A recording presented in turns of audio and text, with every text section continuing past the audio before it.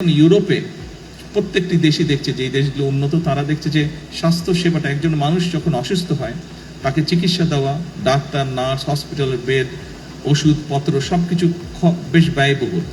কাজেই আমরা যদি একটি পরিকল্পনা গ্রহণ করি যে আমরা যদি মানুষকে সচেতন করতে পারি, সচেতনতার মাধ্যমে আমরা যদি অসুস্থ মানুষের সংখ্যা কমিয়ে আনতে পারি, তাহলে যারা অসুস্থ হবেন তারা বেটার সার্ভিস পাবে যখন তারা ডাক্তারের কাছে যাবে, যখন তারা হসপিটালে যাবে।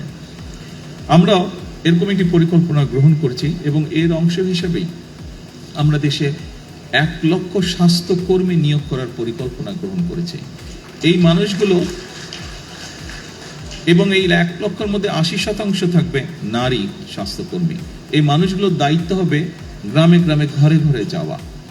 শহরেও তারা থাকবে, তবে আমরা জোর দেব গ্রামের মানুষের উপরে বেশি।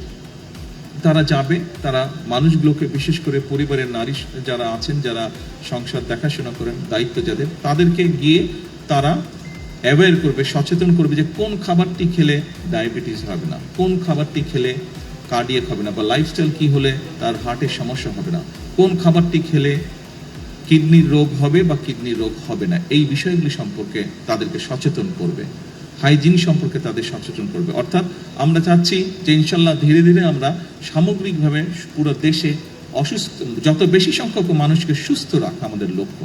তার ফলে স্বাভাবিকভাবে যারা হসপিটালে আসবে পরবর্তীতে অসুস্থ হয়ে, তাদেরকে যাতে বেটার চিকিৎসা দেওয়া যায়।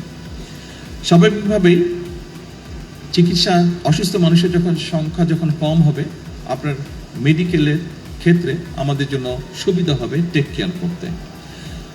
সম্মানিত উপস্থিতিবৃন্দ, সিলেট মেডিকেল কলেজের অধীনে 250 শয্যার একটি হাসপাতাল, এই হাসপাতালটি আমরা চেষ্টা করছি দ্রুত যাতে চালু হতে পারে ইনশাল্লাহ।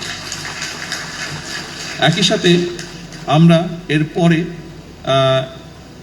এটাকে চেষ্টা করব এক্সপ্যান্ড করে 1200 শয্যার একটি হাসপাতালে নিতে আমরা ইনশাল্লাহ চেষ্টা করবো।